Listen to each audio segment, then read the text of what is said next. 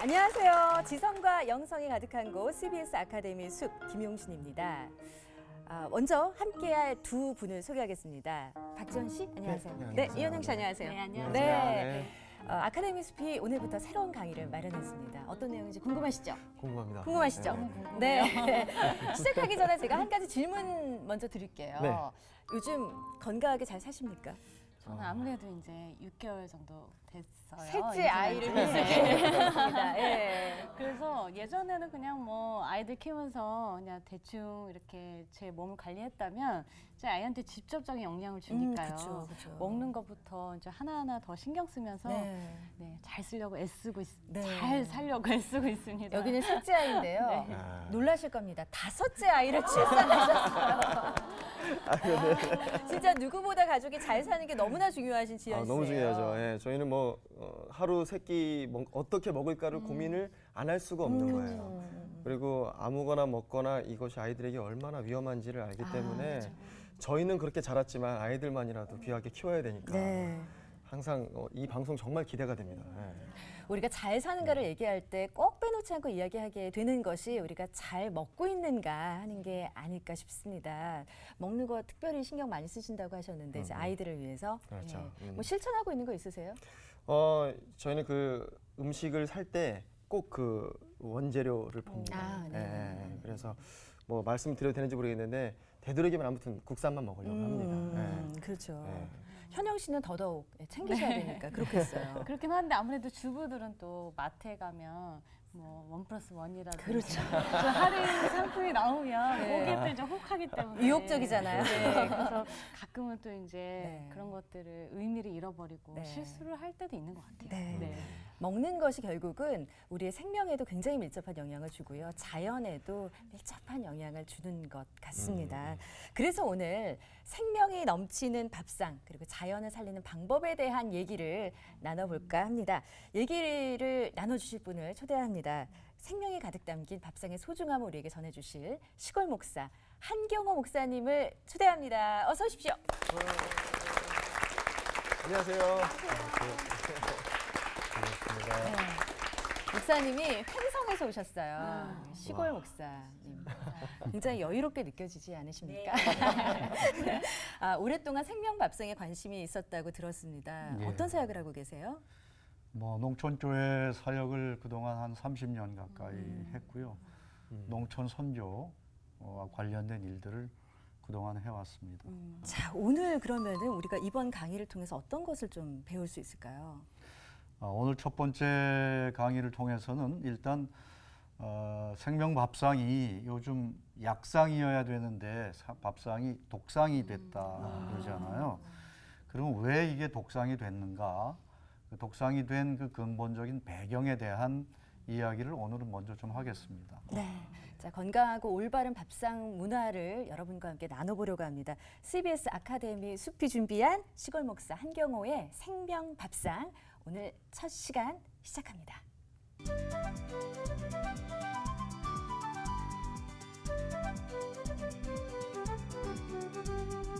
예, 오늘 첫 시간에는 아까 잠깐 말씀드렸듯이 여러분 지금 이 자리는 굉장히 지금 시원하죠? 네. 근데 밖은 어떻습니까? 엄청나게 덥습니다. 예, 올 여름 날씨가 아마 역사상 최고로 더운 거의 40도 가까이 올라가는 이 서울 대도시 같은 경우는 이 히트 아일랜드 효과가 또 있어서 3, 4도가 더 높을 겁니다. 한 40도 왔다 갔다 할 텐데 우리가 어렸을 때만 해도 30도만 넘어가도 어우 덥다 그랬습니다. 제일 더운 대구도 30도를 오르락 내리락 말깍 했어요. 근데 지금은 그냥 어디나 다 30도를 넘습니다. 이렇게 날씨가 이렇게 무더워진 폭염 상태가 계속되는 이유 여러분 다 아시죠? 이유가 뭐죠? 지구 온난화 때문입니다. 지구가 점점 더워지고 있다. 왜 더워지죠? 환경이 파괴됩니다. 예, 대기 오염이죠. 대기 오염, 이산화탄소를 많이 배출하는 그런 우리가 생활 양식 때문이죠. 자동차 배기가스라든가 공장 매연이라든가 뭐 등등 여러 가지 그 유해 물질 화재를 통해서 또 발생하는 가스도 엄청나죠. 이런 유해 가스들, 특히 이산화탄소가 대기 중으로 이렇게 방출되고 그것이 온실 효과를 나타내기 때문에 이산화탄소가 빠져나가지 못하고 지구를 덮이고 있습니다. 최근 산업혁명 이후에 우리 지구의 온도가 점차 올라가는 속도가 아주 빨라졌다 그러죠. 그래서 기후 대변화가 지금 일어나고 있는데 국지적으로 지금은 일어나죠. 기후 변화들이. 그러나 앞으로 한 20년쯤 더 지나면 지구적 차원에서 큰 기후 대재앙이 발생할 가능성이 높다. 이렇게 지금 이야기하고 있습니다. 여러분도 TV를 통해서 다 보셨겠지만 남북극의 빙하가 지금 다 녹아내리잖아요. 지구가 더우니까. 그러니까 해수면이 올라가죠. 해수면이 올라가니까 바닷가에 있는 낮은 도시들이 전부 물이 이제 들어차게 되고, 얼마 전에 TV를 봤더니 상해, 런던 뭐 여기저기가 다 물에 상당 부분 잠기는 것으로 나옵니다. 우리나라도 서해안 같은 경우는 어떻게 될지 모르죠. 이러한 그 대기 오염으로 인해서 발생하는 이러한 지구 온난화 그리고 기후 대변화, 이것이 농업에도 미치는 영향이 굉장히 크죠. 기후 변화가 일어나면 이 농작물 영향을 미쳐서 큰 그 식량 기근, 식량 파탄이 발생할 가능성이 있다. 이렇게 얘기하고 있습니다. 이것이 지금 우리가 처해 있는 삶의 상황이죠. 근데 여러분들 지금 다 자동차 타고 다니시잖아요. 안 탈 수 없죠. 네. 주방에서 합성세제 다 쓰시죠? 세탁기에서 가루빈도 다 쓰시죠? 이거 어떡합니까? 이게 다 안 할 수는 없고, 이게 뭐 참 필요악인지 대기 오염을 늘 우리가 유발시키고, 그 다음에 하수를 흘려보내서 계속 오염시키는 그런 생활을 우리가 지금 하고 있어요. 그러면서 점점 이게 쌓이잖아요. 누적되고 자꾸 쌓여 나가다 보니까 점점 지구 전체가 몸살을 앓는 이런 상황이 되었습니다. 하여튼 굉장히 우리는 편리해지긴 했습니다. 굉장히 편하죠. 옛날에 비하면. 여러분 스마트폰 다 갖고 계시죠? 네. 지금은 스마트폰 가지고 지구 반대편하고 영상통화하는 시대입니다.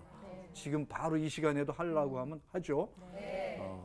제가 대학을 다녔던 70년대 초반만 해도요, 시골에 가면 전화기가 없었습니다. 이장집에 전화기 딱 한 대 있었는데요. 마을을 대표하는 전화기가 한 대 있는데, 그거는 가서 그냥 직통 전화기도 아니에요. 교환을 불러야 되는 거예요. 막 이렇게 돌리는 거 있어요, 옆에. 전화기를 붙들고 막 돌립니다. 그럼 교환이 나오죠. 교환한테 몇 번 번호를 대면 한참 기다려야 돼요. 언제 나올지 모릅니다. 그런 시대가 바로 70년대 초반까지도 그랬습니다.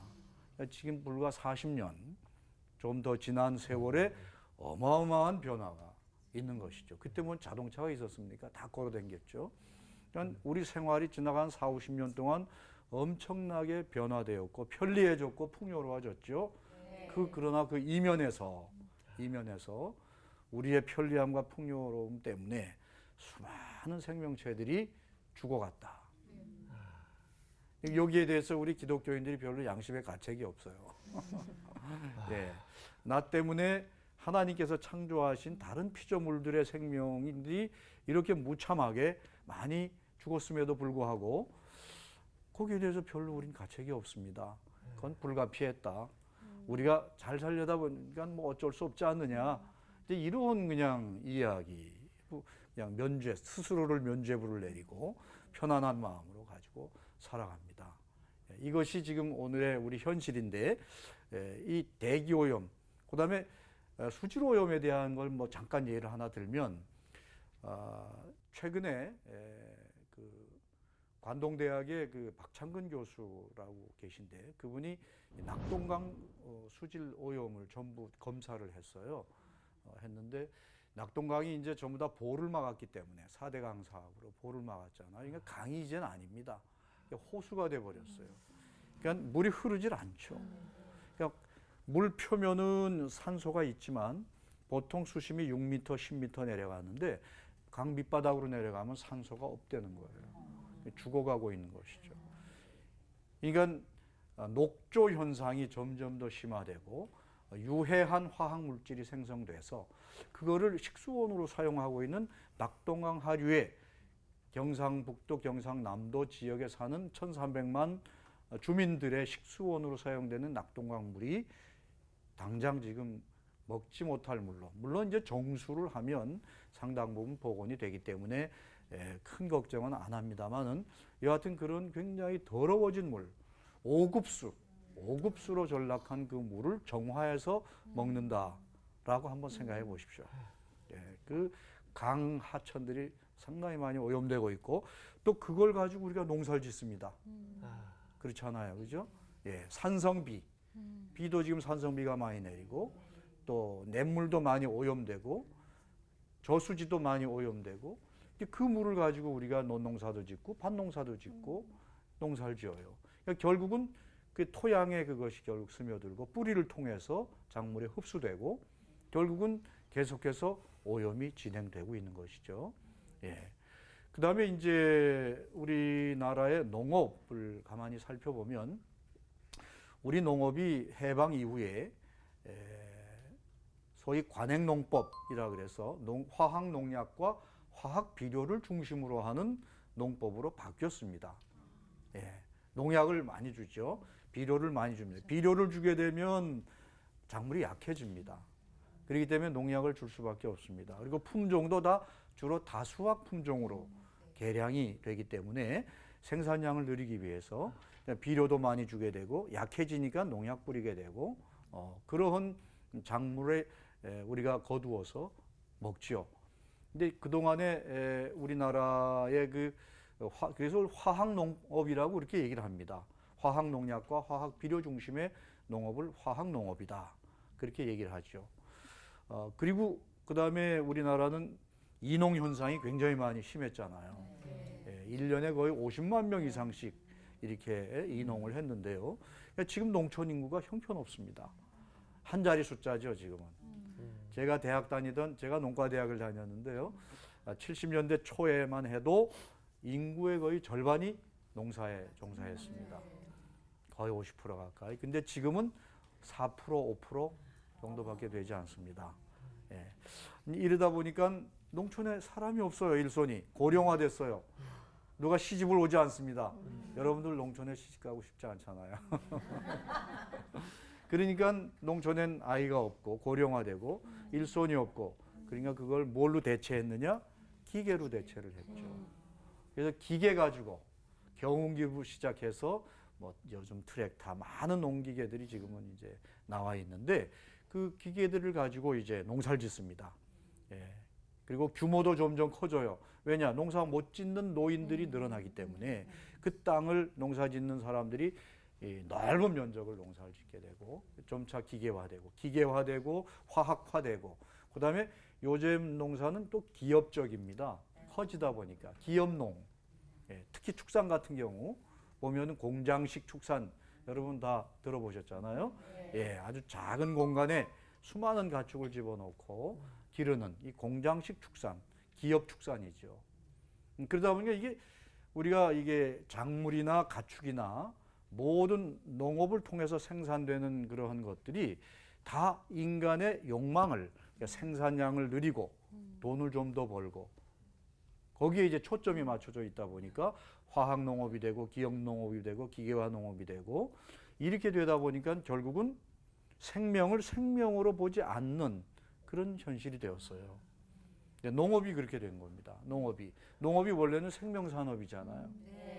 근데 지금은 오히려 생명을 죽이는 반생명적인 농업 구조가 점점 자리 잡고 있습니다. 여러분 한번 보세요. 화학 농약과 화학 비료를 자꾸 주게 되면 첫째는 토양이 오염되겠죠. 땅이. 그 다음에 작물이 오염되겠죠. 그 다음에는 농약을 뿌리는 농민들이 농약 중독의 경험을 갖게 됩니다. 농약 뿌리다가 중독 경험을 가진 사람이 전체 농민의 한 80%가 돼요. 농약도 먹고 돌아가시는 분도 많이 계세요. 화가 난다고 자살하시는 분도 계시고. 농약 중에 제일 독한 농약이 그라목션이라고 하는 제초제인데 그건 청산가리의 한 1000배 정도의 독성을 갖고 있어요. 그거 먹고 자살하는 청년 제가 봤습니다. 끔찍해요. 그다음에 소비자는 어떻습니까? 소비자도 그 오염된 곡식과 곡채식 뭐 축산물들을 먹게 되니까 어떻게 되겠어요? 그러니까 생산자, 소비자의 건강 해치고요, 토양 죽이고요, 토양 미생물들을 죽이기 때문에 땅이 죽는 거예요. 그다음에 작물이 오염되고, 조금 편리하게 농사짓고 조금 더 생산을 해보려고 그런 욕심으로 그런 농사를 지었는데 결국은 모두가 다 죽는 그런 결과를 초래하게 된 거죠. 그래서 이거를 죽임의 농업이다, 그렇게 얘기합니다. 죽임의 농업이다. 다 죽이는 거예요. 결국은 인간의 편리함과 풍요로움을 위한 목적 때문에 다 이제 죽어가는 것이죠. 크게 보면 이 지구 전체가 지금 죽임의 문명이다, 그렇게 얘기하는 거예요. 우리 자동차 타고 뭐 다 하는 게 편리하지만 결국은 죽이듯이, 예, 우리가 거대한 이러한 체제 속에 우리가 살고 있기 때문에 농업도 우리가 밥상 차려야 하는 그 농사지은 그 결실들도 그러한 체계 속에 있기 때문에 죽임의 농사가 될 수밖에 없고, 예, 그 다음에 거기에서 생산된 걸로 나도 모르게 독상을 차리는 그런 일이 발생하게 된 것입니다. 예. 아니 목사님 얘기를 들어보니까 진짜 그러니까 우리가 그동안 이 모든 걸 우리가 다 이렇게 만들어놨네라고 하는 생각이 들기도 하면서 예. 이게 워낙 큰 범위에서 지금 일어나고 있는 오염이고 예. 큰 문제이다 보니까 또 이게 우리 모두가 이랬어요라고 하면 개인적인 어떤 책임감은 또 이렇게 뒤로 멀어지는 예, 것 같다는 생각이 들어요. 그렇죠. 아니 뭐 자동차는 나만 탔나 그렇죠. 이런 생각하고 아니 4대강 나는 반대했는데 이런 생각도 하게 되고요. 예. 그렇게 이제 아유 뭐 나 혼자가 아니라 우리가 다 하고 이게 인간의 욕심 이렇게 하다 보니까 오히려 예. 내가 해야 할 부분, 할 수 있는 부분까지 좀 이렇게 놓는 경향도 있는 것 같아요. 환경 네. 문제라든가 네. 먹거리 문제나 이런 것에 있어서. 아니 심지어는 오히려 기뻐했던 것 같아요. 뭐 경유차 같은 경우는 맞아요. 아, 경유차가 승용차로 네. 막 이제 도입된 것도 이제 맞아요. 불과 한 2, 3년밖에 안 됐는데 예. 그걸 막 우리는 좋아한 거죠. 좋아했죠. 예. 값싸게 예. 이용할 수 값싸게. 있으니까요. 기름값이 싸고 네. 하니까 예. 참 이런 게 얼마나 무지한 게 얼마나 위험한지. 맞아요. 예. 그게 다 이제 편리함이라든가 그다음에 가격의 문제라든가 이제 그런 것이 먼저 우선적인 가치관이 되다 보니까 환경 문제는 뒷전으로 다 밀려서 선택하게 되고. 그리고 일개 개인의 문제가 아니라 네. 예를 들어 그 왜 폭스바겐 같은 경우에 배기가스 조작 그 뭐 소프트웨어 같은 거 장착한 게 드러났잖아요. 예. 그러니까 경유차를 사는 사람이 그것까지는 미처 모르죠. 모르잖아요. 모르죠. 네. 그러니까 한 기업이 제대로 된 가치관을 가지고 있는 거, 그다음에 그렇죠. 그 한 나라를 이끌어가는 정부가 어떤 환경 사업을 하는가, 이게 4대강 얘기도 했지만 이것도 굉장히 중요한 것 같아서 중요합니다. 사실은 일개 개인이 무언가를 할 수 있는 것 플러스에서 예, 기업이 또 정부가 해야 하는 것들도 있어요. 근데 예. 우리가 서로에게 약간 좀 책임을 미루고 있는 게 아닌가 하는 생각도 좀 예. 들어요. 이제 이 생명의 문제, 이 환경의 문제는 우리 모두의 문제예요, 사실은. 뭐 정치적인 책임을 가진 사람도 더 큰 비중을 갖고 있겠지만 사실은 국민 모두의 문제이죠. 그러다 보니까 말씀하신 대로 나만의 문제가 아니고 책임이 분산돼요. 그러니까 이거 뭐 나만 그러나, 에이 나야 뭐 나 정도 되는 거야. 뭐 누가 뭐 어쩌려고 이제 이런 유혹에 자꾸 빠지게 되죠.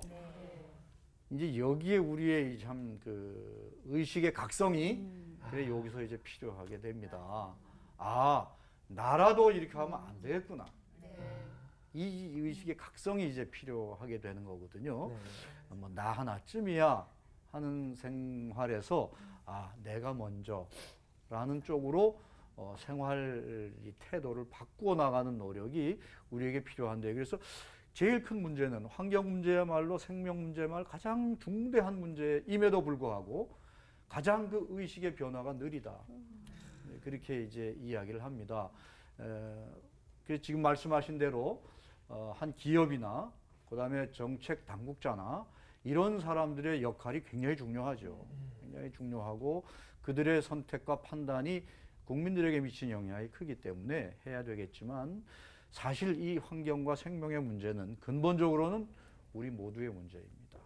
우리 자신의 각성과 깨달음과 행동의 변화, 삶의 양식의 변화, 이게 동반되지 않으면 정책 당국자나 이 사람들도요 국민들의 저항이 없으면 문제 제기가 없으면 고치지 않습니다. 여러분 옥시 사건을 보세요. 안 고칩니다. 지금 이런 희생이 날 때까지 안 고칩니다. 그러니까 우리가 먼저 깨어서 이것을 방지했더라면 이런 일이 없었겠지만 이런 희생을 겪고 나서야 이제 깨달은 거죠. 아, 이러면 안 되겠구나. 모릅니다. 또 앞으로 어떤 일이 어떻게 우리 앞에 발생할지 모르는 일이죠. 그렇기 때문에 우리가 깨어 있지 않으면 항상 깨어 있으라고 우리 성경 말씀에도 있지만 말이죠. 영적으로 깨어 있다 하는 것은 생명의 영, 생명을 살리는 영을 우리가 깨워야 되는 시대입니다. 이제는 예, 우리가 예전에는 이제 영과 육을 이렇게 갈라서 이원론적으로 생각하는 그러한 습관이 있는데 사실은 영과 육이 뭐 갈라집니까? 예, 그게 우스갯말이 있어요. 다 이 방송용에서 이런 말을 해도 되는지가 모르겠는데 우리 목사들도 다 똥통 차고 강단에 올라간다. 이제 이런 말이 있어요. 이게 좀 심한 표현인지 모르겠습니다만은 그만큼 몸과 이 정신과 영은 따로따로 분리된 게 아니다 하는 것을 이제 말씀드리는 거죠. 그렇기 때문에 오늘 우리 생태계의 파괴로 인한 이러한 생명의 위기, 이 생명의 위기의 극복은 결국은 우리의 가치관의 변화, 의식의 변화, 행동의 변화가 필요하다. 그래서 첫 번째 제목이 기독교인 생명을 살리는 일꾼으로 잡은 이유가 거기에 있죠. 우리 기독교인들이 먼저 깨어서 이러한 생명을 살리는 일에 앞장서야 될 텐데 아직은 좀 그렇지 못한 것 같아요. 여러분들은 생활 속에서 어떻게 하시는지 모르겠어요. 예, 가정주부들이시기 때문에 내 생활 현장에서 나는 생명을 살리는 삶으로 살아가겠다 하는 결단과 변화, 그게 이제 있어야 앞으로 이게 가능하거든요. 살리는 일꾼이 되죠. 예수님께서 이 땅에 오셔서 하신 말씀이 생명의 떡으로 오셨다. 그렇잖아요. 생명의 떡으로 오셔서 생명의 떡은 존재 이유가 뭐예요? 먹혀줘야 되잖아요. 먹혀줘야 남을 살리죠. 내가 죽음으로 남을 살리는 거잖아요. 그러니까 생명의 떡이라고 하는 것은 나의 희생으로 타인을 살리는 것이죠. 근데 우린 희생까지는 안 하더라도 불편함은 좀 감수할 수 있잖아요. 근데 우린 그 불편함 감수 못해요.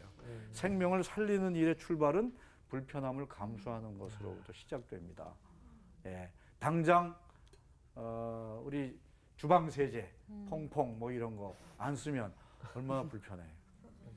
예, 그렇죠. 불편한데 그 불편한 거를 좀 어떻게 하면 대체할 수 있는 방법이 뭐가 있을까? 그걸 우리 생각해야 되잖아요. 대체 방법을 생각해서 그러면 환경을 오염시키지 않는 방향 뭐가 있을까? 여기에 이제 우리의 의지가 작용하는 거죠. 깨우침이 작용하고. 근데 아무 문제의식 없이 에이 뭐 나만 쓰는 거 아닌데 뭐 이러면은 이제 문제가 안 고쳐진단 말이죠. 그래서 이러한 그 창조주 하나님을 특별히 우리는 또 믿지 않습니까?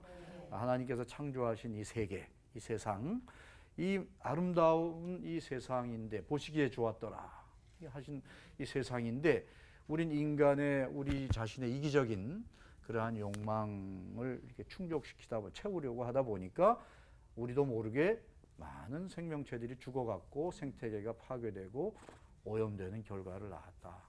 이렇게 이제 생각할 수가 있겠습니다. 혹시 또 뭐 궁금하시거나 뭐 이렇게 뭐 물어보실 건 좀 없으신지요? 네. 저는 아무래도 예. 우리가 무엇을 할 수 있을까? 예. 우리의 일상 속에서, 현실 속에서 이런 문제에 가장 관심을 갖게 돼요. 그렇죠. 예, 그래서 이런 내용들을 공감하신 분들은 굉장히 많으실 거예요. 그럼 오늘 내가 집에 가서 뭐 해야 뭐부터 할 되지? 수 있을까? 뭐부터 해야 될까? 예, 이런 것에 대해서 궁금하거든요. 네, 예. 아, 맞습니다. 차부터 바꿔야 되나요? 그러니까 경유차 어떻게 해야 되나요? 아니 그래서 뭐 3번 탈 거 뭐 한 번 타는 거를 줄이기 뭐 이런 네. 식으로 그렇죠, 실천해야 그렇죠. 되는 건데 어느 정도는 하고 있어요, 정말로. 예. 그리고 네, 뭐 음식 같은 경우는 이제 아이들 정말 인스턴트 안 먹게 하려고 라면 같은 경우는 예. 얼마나 애들 좋아합니까? 예. 근데 우선은 내가 너무 좋아해요. 그러니까 이게 걔들 앞에서 먹지 말라고 내가 먹으니까 이제 아이들은 계속 참는 싸움을 해야 되니까 예. 이런 것도 맞습니다. 참 내가 먼저 고쳐야 된다는 네. 생각도 하기도 하고. 그러니까 주부로서 해야 할 일들이 여러 가지가 있죠. 아까 먼저 말씀드린 대로 주방 세제, 합성 세제 쓰지 않는 방식. 왜냐하면 이 사람 자기 생각 나름이에요. 주방 세제를 안 쓰면 이게 조금 깨끗하게 안 닦여졌다고 자꾸 생각을 하게 되죠. 근데 미끌미끌할 것 같고. 기름때가 묻지 않은 그릇은 네. 그냥 맹물로 씻어도 사실 별 관계가 없거든요. 이게 기분 생각 차이예요.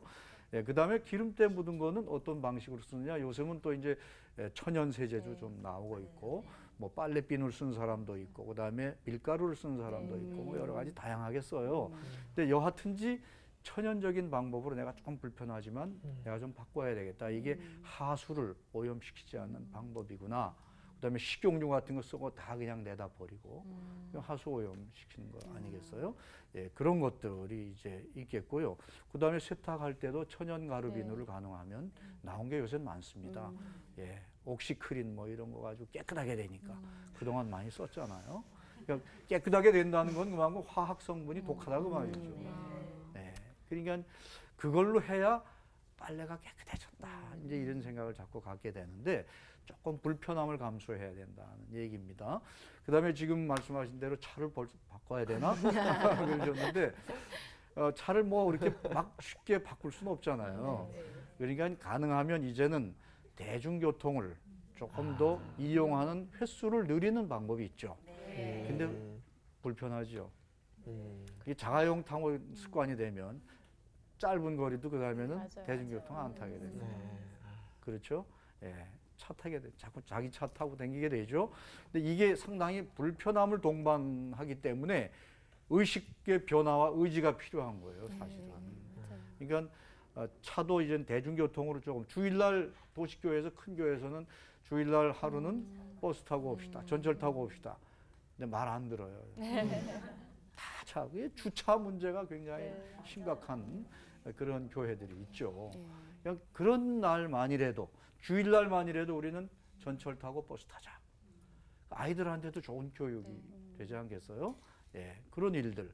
그다음에 식품 문제로는 인스턴트가 제일 아주 중요한 문제죠. 라면을 좋아하신다고 그랬는데 라면에서도 이게 수프. 네. 이 수프가 또 아주 이게 사람 이게 중독성이 조금 있어요. 이 수프가. 그러니까 라면 참 맛이 있죠. 맛이 있는데 그래서 요새는 대체로 대체 라면이 나온 게 있습니다. 네, 있습니다. 쌀라면. 맞아요. 네. 맞아요. 쌀라면을 감자 앞으로 사서 드세요. 네. 우리 감리교와 우리 장로교 같이 해서 요새 이제 쌀라면을 만들어서 쌀과 감자 전분을 중심으로. 그다음에 수프도 MSG가 들어가지 않은 화학 조미료가 들어가지 않은 그러한 이제 수프로 만들어서 생산해서 판매하고 있습니다. 근데 아마 잘 모르셔서 접근을 잘 못하신 것 같은데요. 근데 좌우간 뭐 라면뿐만이 아니라 얼마나 많은 인스턴트 패스트푸드가 많습니까? 그런 것들이 사실은 큰 문제죠. 그게 어린 시절부터 그걸 섭취하게 되면 요즘 여러분 처녀들이 이제 시집 가서 애를 낳을 때에 임신하잖아요. 그럼 심한 경우는 양수가 검붉은색, 양수가 색깔이 건강하지 못한 것이죠. 왜냐하면 그 임산부가 어려서부터 인스턴트 식품, 패스트푸드를 오랜 기간 먹어온 거예요. 예. 그러면서 이 몸에 이 오염 물질이 많이 쌓였고, 그다음에 최근에는 어린아이의 이 산모들 젖성분을 분석을 했어요.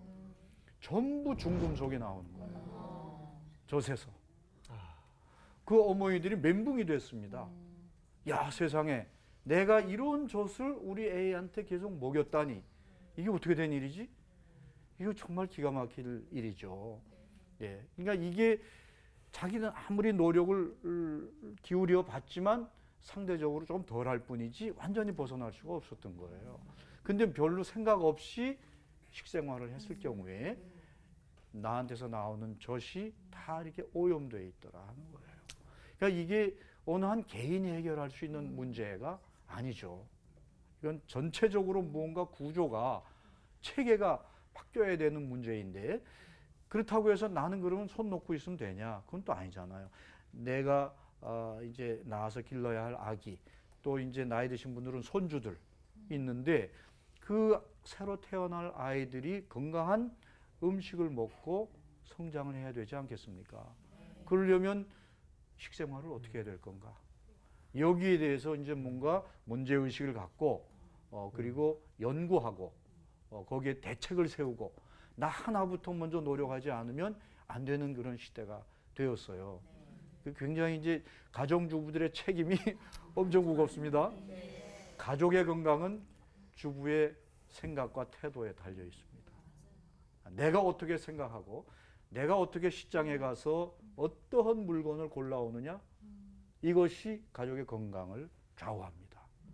그러니까 이게 어떻게 생산된 것인지, 어디서 온 건지, 건강한 밥상을 차리려면 내가 어떠한 농산물을 선택해야 되는 것인지 아주 좀 깊이 생각하지 않으면 어려운, 건강을 지키기가 어려운 그런 시대가 이제 되고 있다 하는 그런 말씀이죠. 네. 여러분 어떻습니까? 예전에는요, 한 20, 30점만 해도 뭐 그렇게 심각하지 않았어요. 에이, 뭐 그저 뭐 이렇게 살다 죽는 거지 뭐 이렇게. 그거 뭐 거기까지 내가 이렇게 세세하게 신경을 써 피곤하게 그랬어요. 근데 시간이 점점 흐르면서 이제는 정말 한 사람 한 사람이 내가 구입하는 농산물에, 식품에 신경 쓰지 않으면 내 가족의 건강을 보장할 수 없는 그런 시대가 됐다. 여러분 성경에 야고보서 1장 15절 말씀 혹시 기억하고 있습니까? 욕심이 잉태한 즉 죄를 낳고 죄가 장성한 즉 사망을 낳느니라. 한번 따라해 볼까요? 욕심이 잉태한 즉 죄를 낳고 욕심이 잉태한 즉 죄를 낳고 죄가 아니 잠깐 잘못된 것 같은데요. 맞습니까? 네, 맞습니다. 욕심이 잉태한 즉 죄를 낳고 죄가 장성한 즉 사망을 낳느니라. 예, 맞습니다. 욕심이 사망으로. 욕심이 사망으로. 사실 우리 근데 기독교인은 욕심을 절제하면서 살아야 되는 게 그래서 우리의 성경의 말씀인데 이상하게 우리가 욕심을 점점 더 키우는 생활 속에 있지 않나 싶어요. 그렇죠?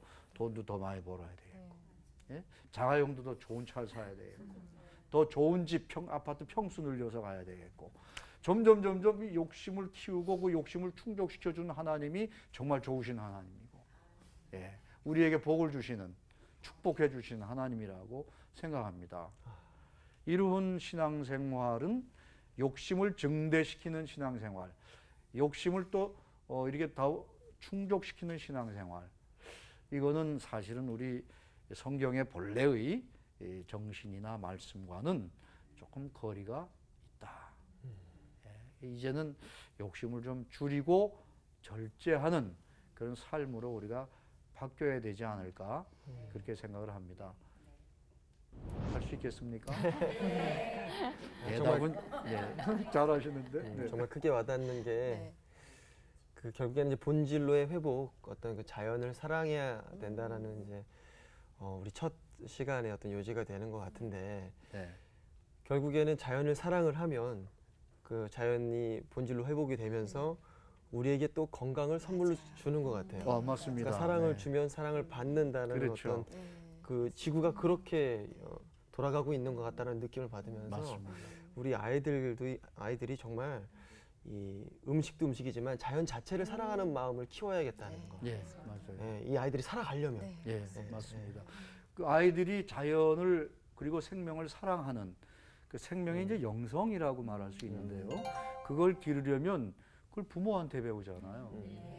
부모가 그런 생활을 해야 아이들이 그렇게 생활을 하게 됩니다. 요즘 학교에서도 환경보호에 대한 걸 아이들에게 많이 가르칩니다. 학교에서 가르치고 하는데 제일 교육적 효과가 큰 것은 가정이죠. 가정에서 더 중요한 건 엄마입니다. 엄마가 제일 중요하고 엄마가 그러한 신앙과 그런 생활을 하게 되면 아이는 그대로 그냥 본받고 따르게 되죠.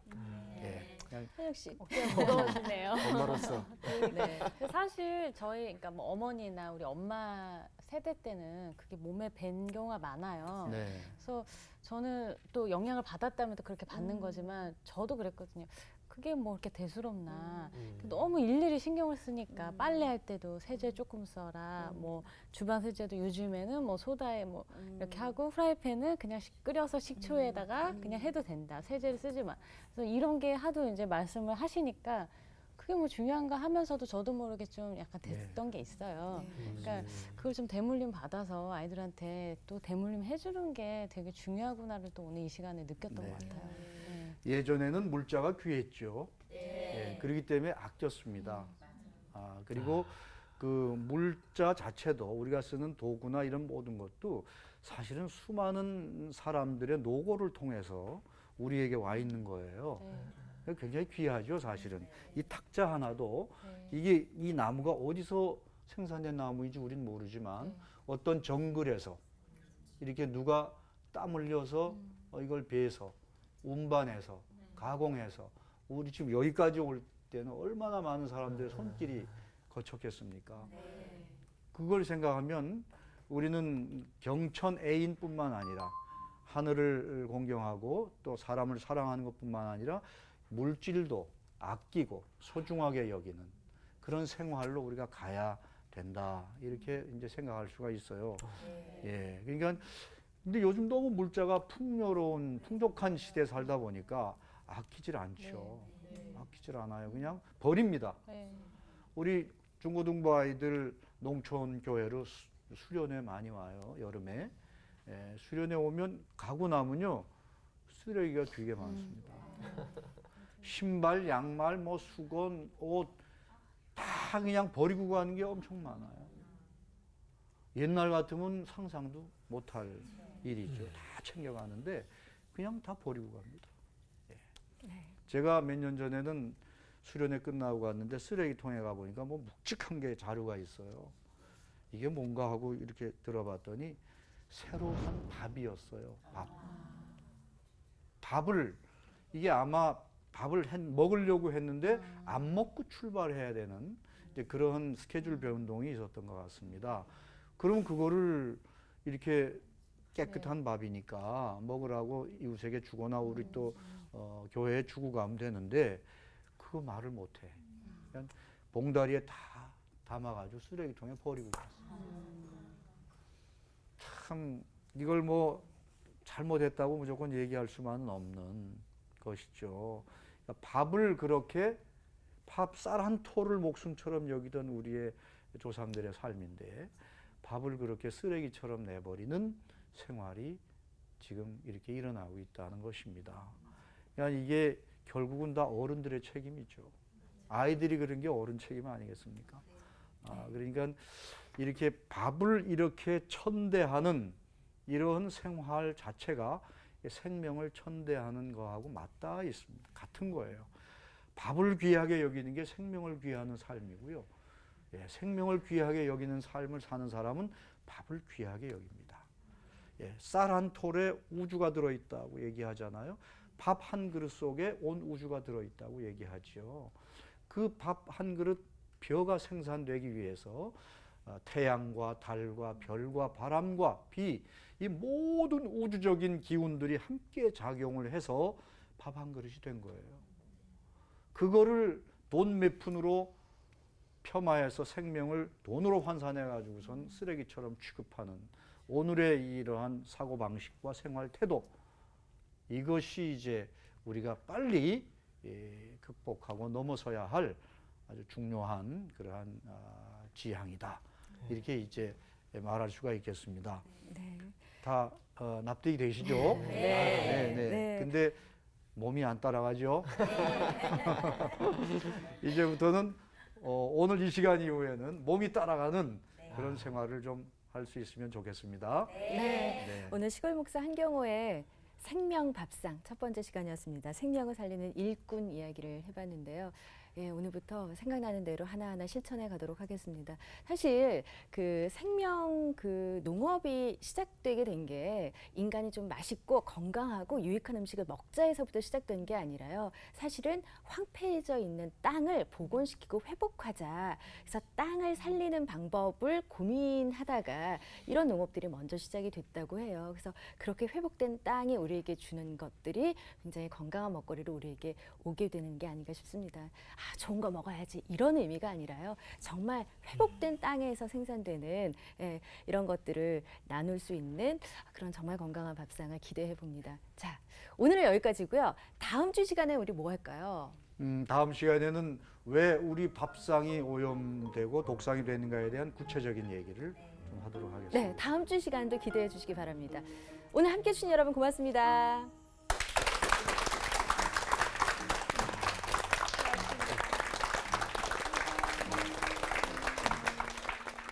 프로그램에 도움을 주신 분들께는 CBS 아카데미 숲이 제공하는 책과 CCM 음반 그리고 만화로 제작된 최고의 성경 자습서 성경 2.0을 드립니다.